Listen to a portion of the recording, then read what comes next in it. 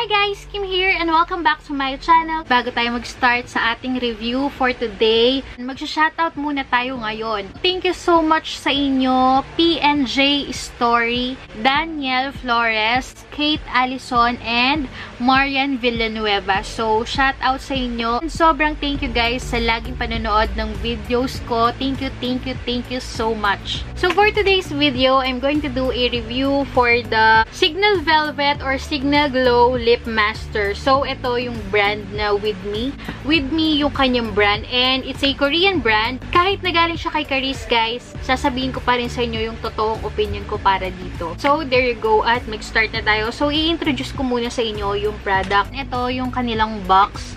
Ayan, meron ako ditong color black and then dalawang nude. So, itong dalawang nude na to is yung kanilang Signal Velvet Lip Master. So, ito si black, si Signal Glow Lip Master. Glow type lip tint at saka matte type na lip tint. Pero para sa akin, hindi siya lip tint kasi para siyang liquid lipstick. Ito naman is para siyang lip gloss. Ayan. So, meron tayo ditong tatlong shade. Ito si Brick Signal. Ito si Forever Signal. And then, ito naman si Novus Signal. Ang regular price niya, guys, is 750 pesos. Pero, mabibili nyo siya sa Carisco ng 650. So, makakalas kayo ng 13% off. At ilalagay ko na lang lahat, guys, ng details dito sa aking description box below at saka yung link kung saan nyo siya makukuha. So, there you go, guys. And without further ado, let's get into the video. Meron tayo ditong isang nude. Tapos, meron tayong color pink, light pink, baby pink. So, ayan. Tapos, meron tayo ditong medyo dark nude. So, ayan, guys, yung itatry natin. Ngayon naman, mag-start tayo kay dito, sa color pink. Ayan, hindi ko pa talaga siya na-open, guys. Hindi ko pa talaga siya nagagamit. So, first impression natin to. So, ganito yung kanyang itsura. Sobrang cute lang. Ayan. Makikita mo mismo dito sa gitna or dito sa middle part ng body ng lip tint yung kulay or yung shade ng lip tint. Doe Foot Applicator is paganyan. Transparent yung body. And then, ito yung Doe Foot Applicator. Ayan. Pa-slant siya. So, okay din. Ang shade na to is Forever Signal. Ayan, guys, yung shade niya. Color pink lang. Or para siyang light pink. Ayan. Ngayon naman, i-apply ko na siya sa lips ko. Para siyang lip gloss. Para sa akin. Para siyang baby pink. Tama. Para siyang lip gloss nga. Yung kulay nito. Tapos, ayan, nakikita niyo ba, guys? Hindi even yung pag-apply ko. Kahit na nilalagyan ka na siya ng effort sa pag-apply. Pag inayos ko, nawawala yung kulay niya. Gaganyan siya, oh. So, pwede siyang pang-topper para sa akin. Pero kung isasuot ko siya ng ganito, parang hindi ko siya bet kung ganito ko siya isusuot. Para akong may oil, para akong kumain ng pork belly na mamantika. Ayan, guys, yung itsura niya sa lips ko. Pwede siyang pang lip gloss. Perfect siya na pang lip balm or lip gloss. Pero as a tint, parang hindi siya okay. So, pag tinanggal ko siya, tanggal agad. Ayun, guys, yung first impression ko sa kanya dito sa kulay na to. So, i-try natin itong dalawang to. Ito naman yung color nude. Same lang sila na nakikita mo yung middle part para dun sa shade. Ayan, try na natin.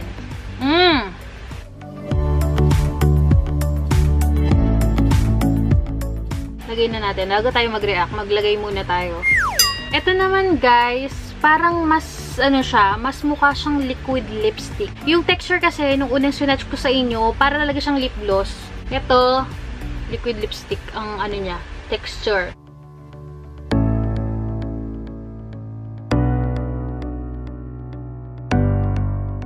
Ipaset muna natin siya sa lips ko kasi mukhang nagiging pale din yung itsura ko dito.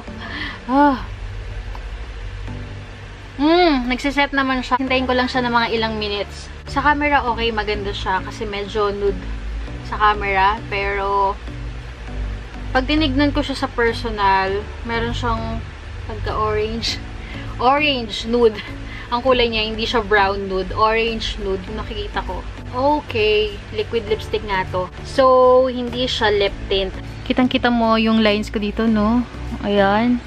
Na-emphasize niya yung lines ng lips ko, as you can see. Diba? Parang hindi okay sa akin yung kulay. Kung mahilig kayo sa ganitong kulay ng lip shades or mga lip products, ayun, mag-work sa inyo. Pero ako kasi, hindi. Maganda naman siya, pero yung kulay, and then, nagsasettle yung lines ng lips ko, or parang na-emphasize niya.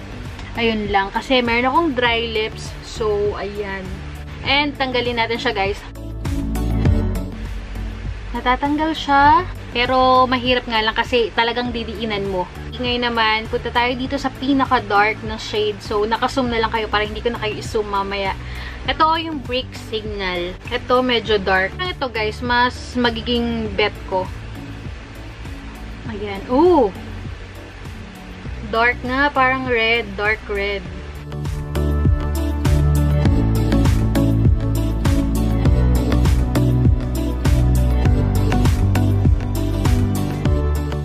Nakakita din ako ng perfect na shade para sa akin. So, ayan guys.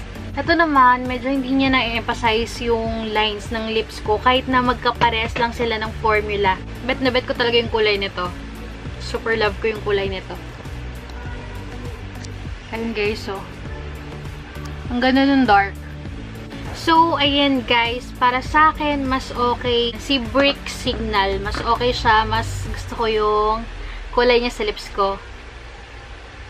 Pwede siyang pang, ano guys, no makeup look kapag hindi ka naka eyeshadow, parang simple lang yung makeup mo, or hindi ka naka foundation, tapos ito lang, ayan, pack na. Sobrang okay na ng look mo. And dito sa tatlong shade na to, isa lang yung nagustuhan ko. Ito, okay din naman siya sa akin. Ito kasi, yung gloss, magagamit nyo siya as a lip balm, or a lip moisturizer or lip gloss. Pwede nyo rin siyang pang topper kapag may mga lipstick kayo na ganito. Kung gusto nyo ng parang glossy yung effect or parang hindi nagdadry yung lips nyo, pwede nyo gamitin to si Signal Glow.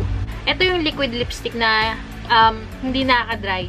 Ito guys yung sa shade na to kasi ito parang na-emphasize niya kanina yung dryness ng lips ko. Pero ito, parang hindi ko napapansin na nagdadry yung lips ko ngayon. So, there you go guys. At nakita nyo yung aking swatches at saka yung first impression ko dito sa bawat shade ng Signal Lip Velvet at saka ng Signal Glow. At ngayon naman, punta tayo dun sa aking thoughts and honest review para dito sa lip tint na to or dito sa lip products na to. Mag-start muna tayo dun sa consistency nila. Ito si Signal Glow, yung kanyang consistency is hindi siya ganun katulad ni Velvet.